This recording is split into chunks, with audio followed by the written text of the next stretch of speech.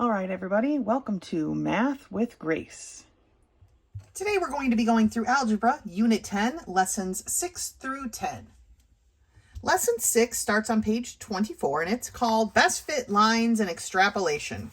We are not doing this lesson part of this, but if you turn the page here to page 28, you can work through the review section, give you some extra practice.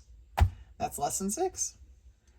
Lesson 7 begins on page 33, and it's titled The Discriminant of a Quadratic Equation. And it says that not all quadratic equations have real number solutions. Not all of them have what we would consider a real number, something that can be written as a fraction, right? So looking at this example, they have solved this quadratic equation using the quadratic formula, and they get this. 2 plus or minus the square root of 16 over 10. But it says because we cannot take the square root of a negative 16, there is no real number solution for this equation. Okay, if we have a negative inside of our radical sign, then we're not going to have a real number solution. But does that mean we have to solve using the quadratic formula every time to find that out? No, it's not necessary to simplify the entire formula to find out if there's a real number solution. This can be determined by using the discriminant. The discriminant is the expression b squared minus 4ac. It's the expression inside the radical sign, this part, okay? And here are the rules. If this discriminant works out to be a positive number, then there will be 2 real number solutions. If it is equal to 0, then there is 1 real number solution. And if it is a negative number, then there are no real number solutions. So for these problems here, they want, for example, 2, they are just going to determine the number of real number solutions.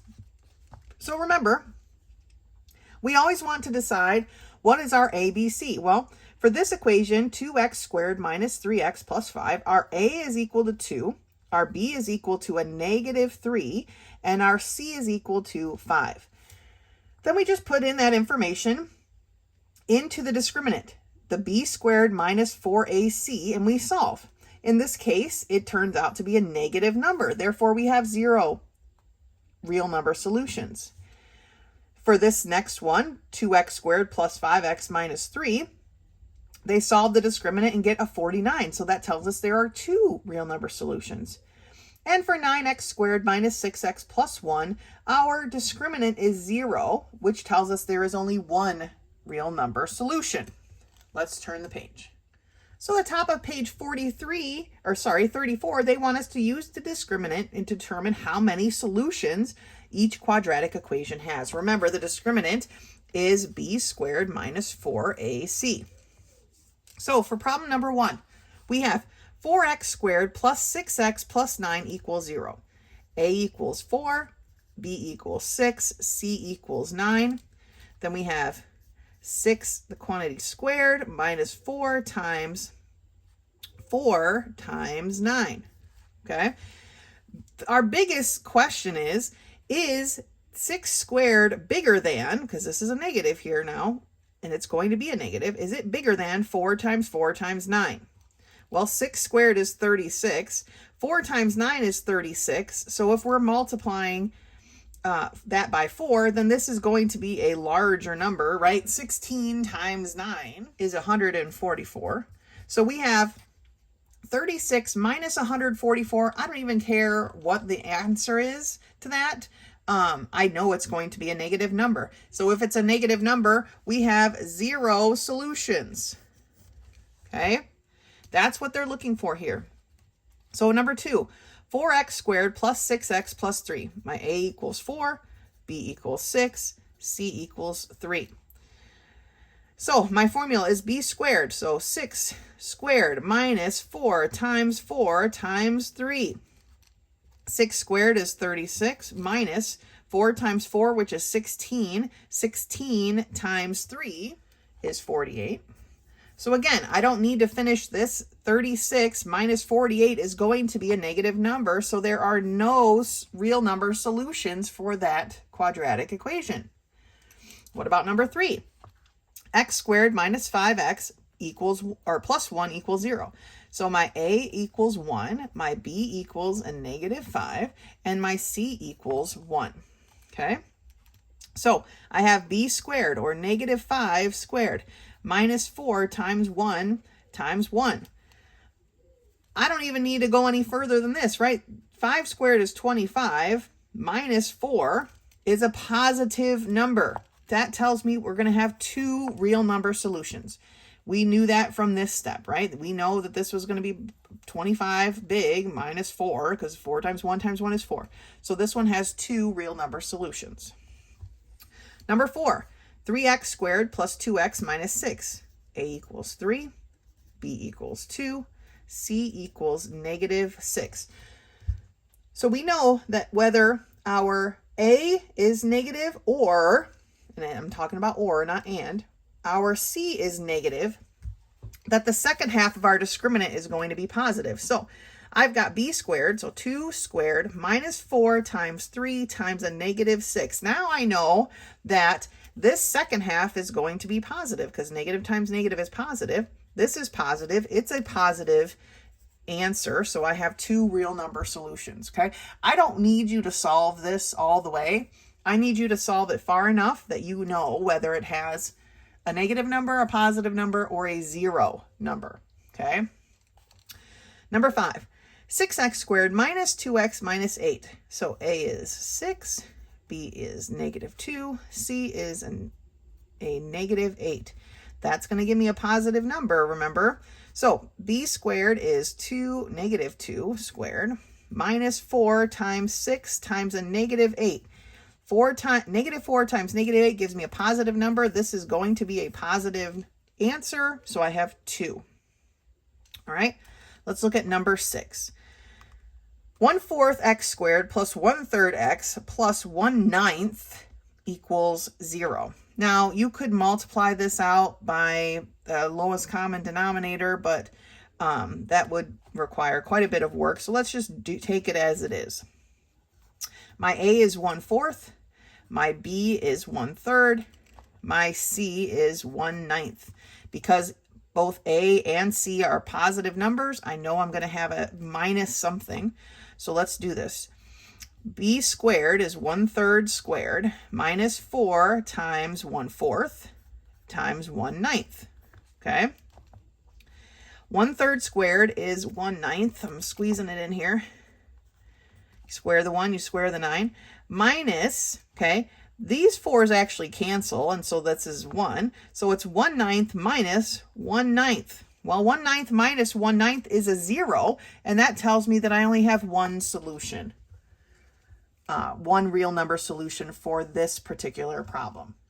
I'm going to leave those last 3 for you to work on your own.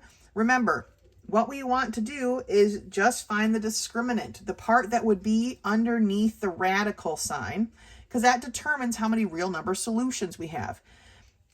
If we have a positive answer, then we will have 2 real number solutions.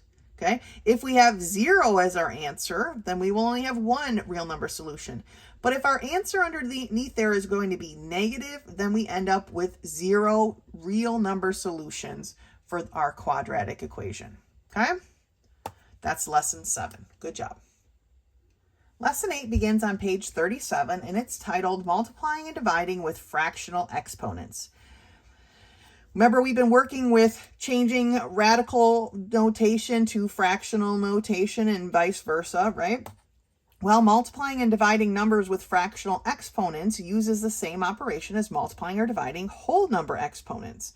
Okay, so we just change the radicals to exponential notation, which we've done, and add the exponents to multiply and subtract the exponents to divide. So looking at this example here, square root of 3 times the 5th root of 3. Well, the square root of 3 can be rewritten as 3 to the 1/2 power, and the 5th root of 3 is rewritten as 3 to the 1/5 power. Remember, this power here is our numerator, and this index is the denominator. ATOR. Okay. That's how we came up to this. Now, because we're multiplying like bases, the 3's are like bases, right?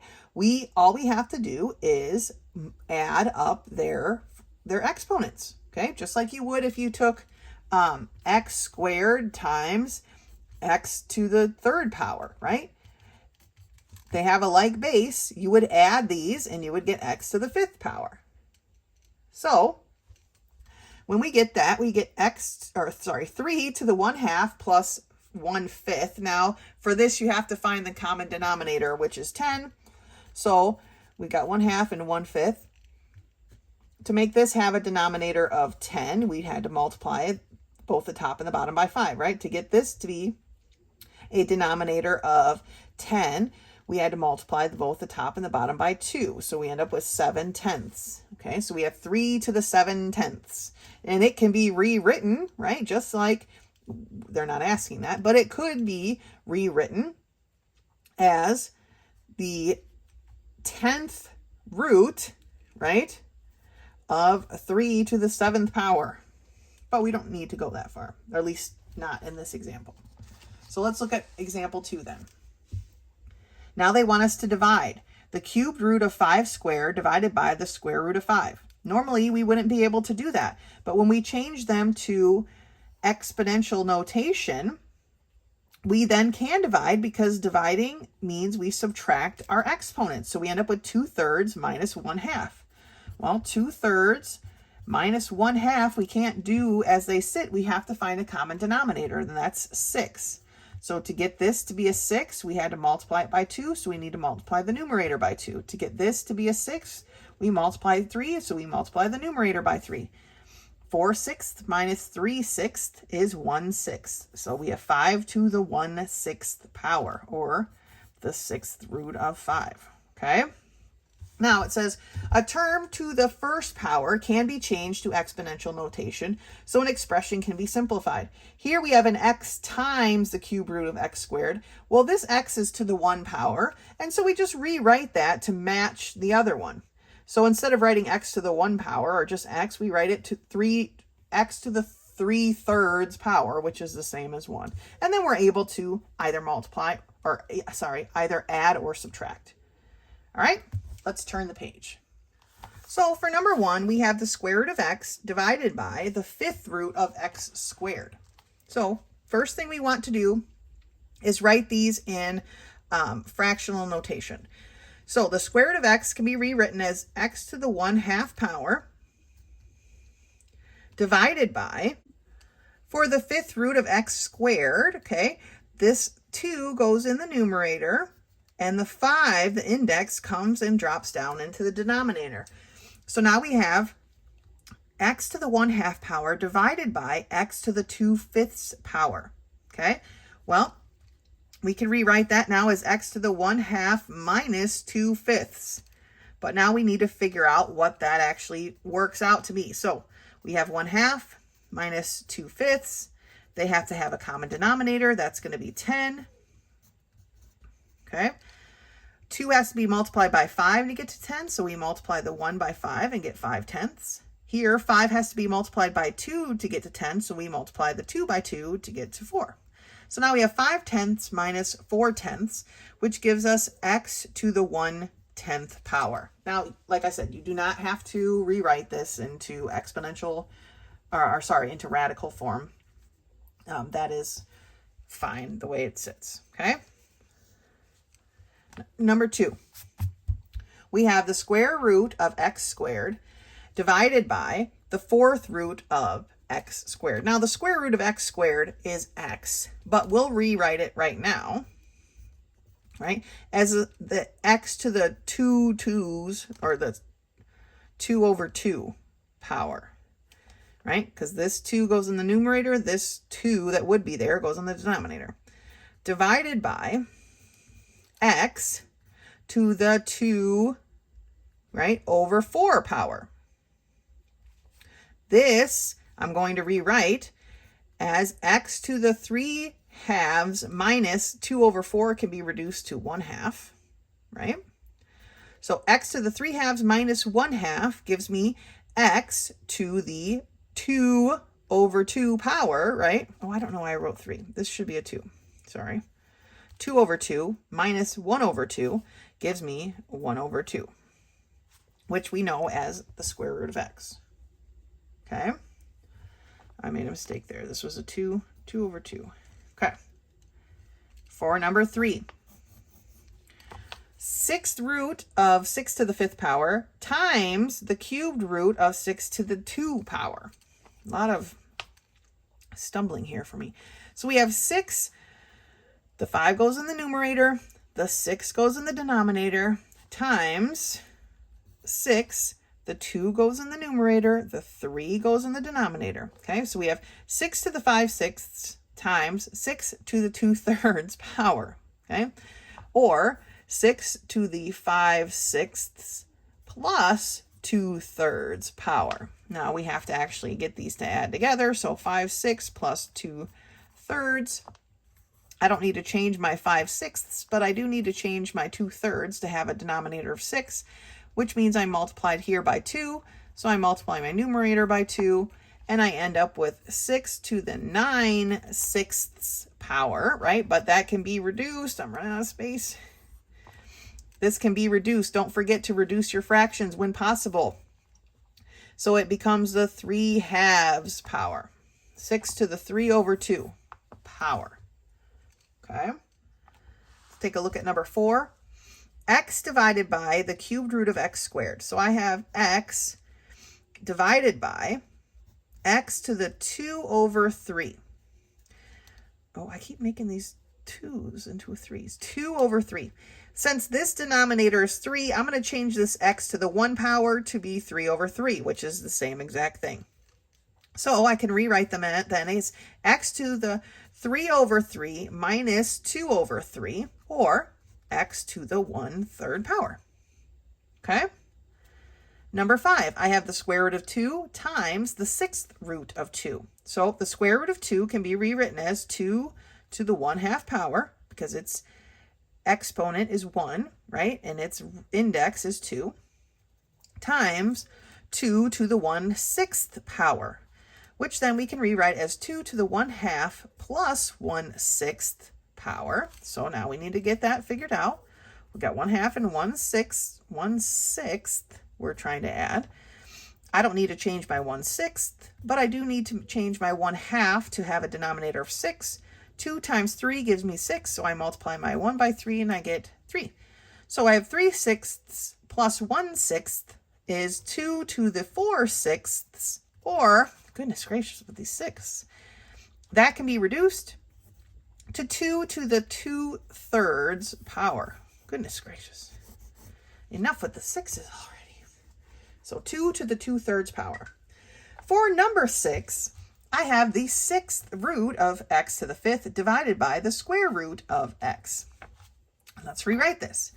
X to the 5/6 divided by x to the 1/2. Okay, or x to the 5/6 minus 1/2. Again, I've got 6ths minus 1/2. I need to change my 1/2 to a 6, right? This has to be multiplied by 3, so I multiply the numerator by 3. I get 3/6. So 5/6 minus 3/6 gives me x to the 2/6, which then can be reduced to x to the 1/3 power. Oh my gosh, so many sixths this is. All right.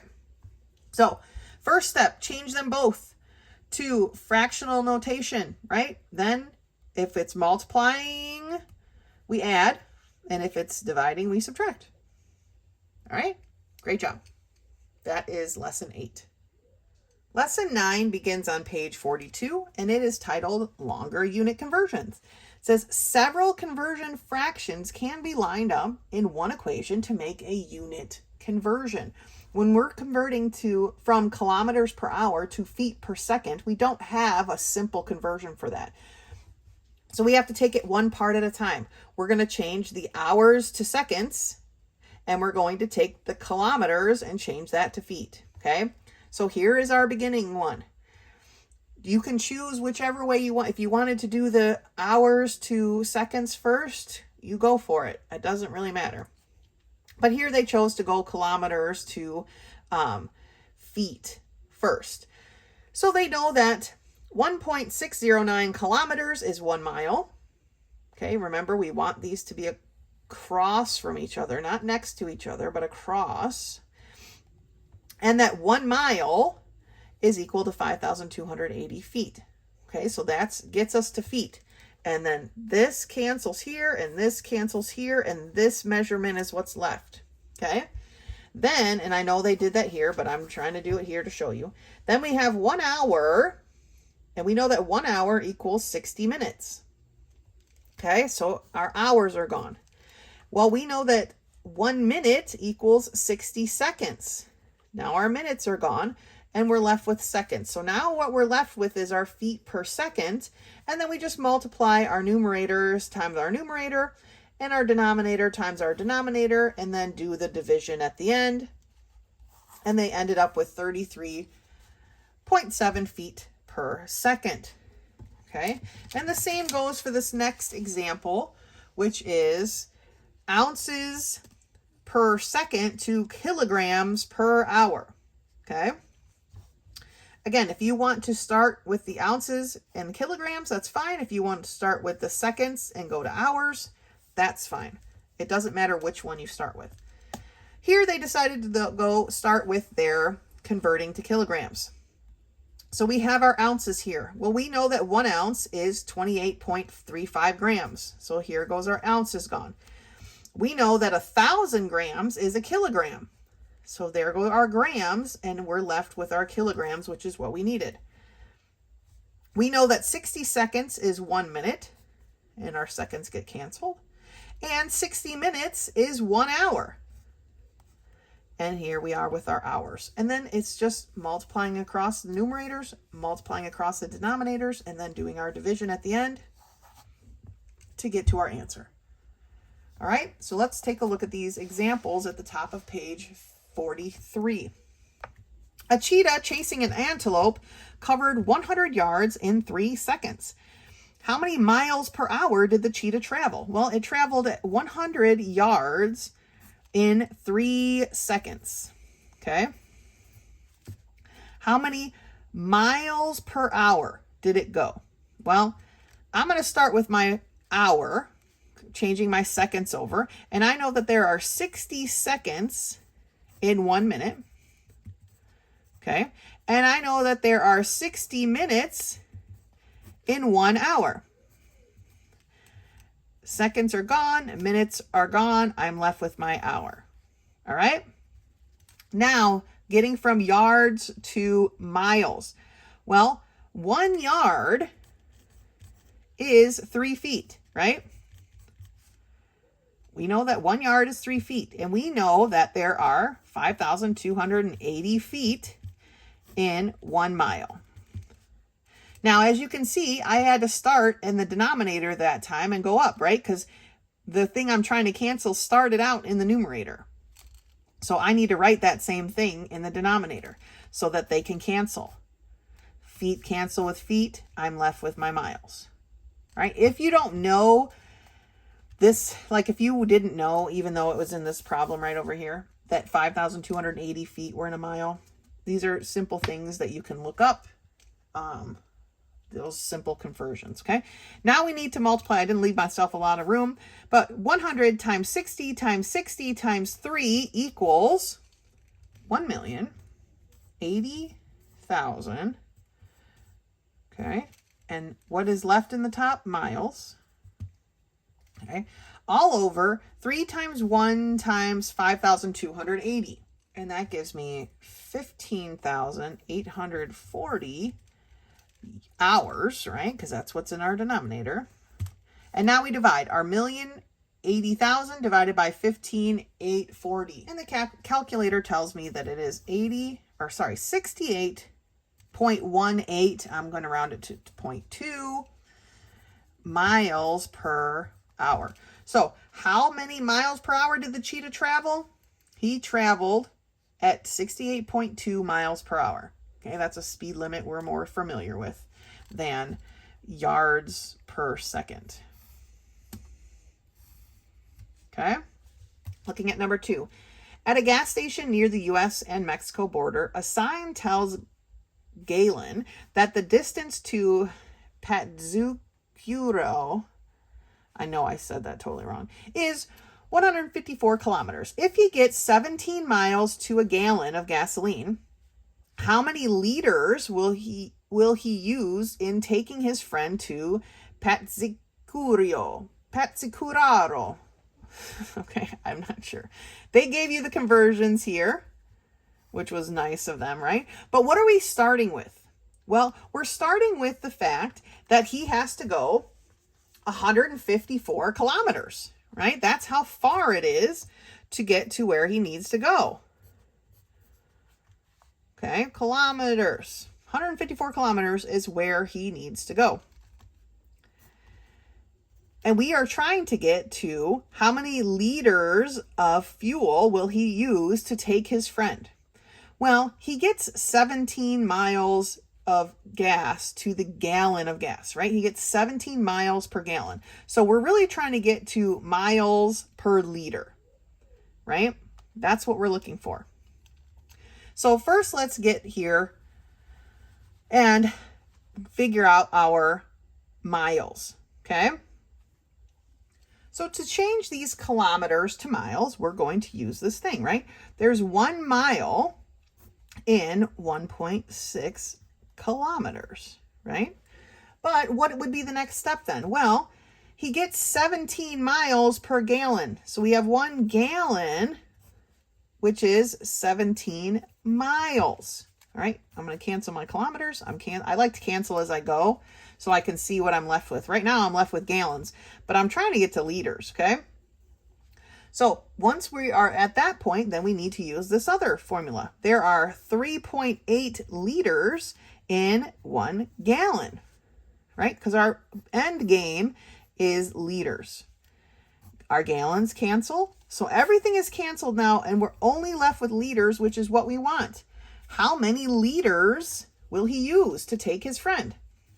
Across the top, we've got 154, and I'm not going to talk about the ones because they're just ones, right? 154 times 3.8, and that gives us 585.2 liters. Remember your unit measure. And then in the denominator, I have 1.6 times 17 for 27.2. Now, there are no units in the denominator anymore, right? They've all been canceled. So now we just need to divide. So 585.2 divided by 27.2 gives me 21.51. So we're going to round off there, liters. So he's going to have to buy 21.5 liters of fuel to get him to that point in Mexico. All right. Last one, number 3. In Jesus's parable about the unjust steward in Luke 16:6, he said the debtor owed 100 measures of oil. The unjust steward had him pay half that much so he could have favor with the debtor. If a measure of oil is 3, so a measure of oil is 9.8 gallons, I know I said 3, and a gallon of oil weighs, so a gallon of oil weighs 7.6 pounds. How many tons of oil did his Lord lose on that debtor? Well, he paid back half, right? So basically he didn't get half, and half of 100 is 50. So we have 50 measures of oil, M-E, I'll just call it M-E for now because M represents meters. I don't want to get too confused. I don't know if there's an abbreviation for measure, so I'm just going to call it me. We have 15 measures of oil, and it says here that a measure of oil is, so 1 measure of oil is 9.8 gallons. All right, that was our first conversion. Well, we're trying to get to a weight, right? Tons is a weight. So a gallon of oil weighs 7.6 pounds. So 1 gallon weighs 7.6 pounds. And if you're a Tony Stark fan, you should know that A ton is 2,000 pounds because he tells his daughter, I love you, ton. She says, I love you, 3,000, all right, because she loves him more. So a ton is 2,000 pounds. So 2,000 pounds is 1 ton. Pounds are canceled. My gallons are canceled. My measures are canceled. All I'm left with are my tons, which is what I'm looking for. So 50 times 9.8 times 7.6 gives me 3,724 tons over 1 times 1 to 1 over 2,000. Okay. And then we divide and we get 1.862. I'm going to drop the 2, 1.86 tons of oil. All right. So in setting up these conversions, we just have to recognize what we started with and where we want to end up. Sometimes we have to do it in 2 parts, right? Sometimes it's just one long trill of conversions, right?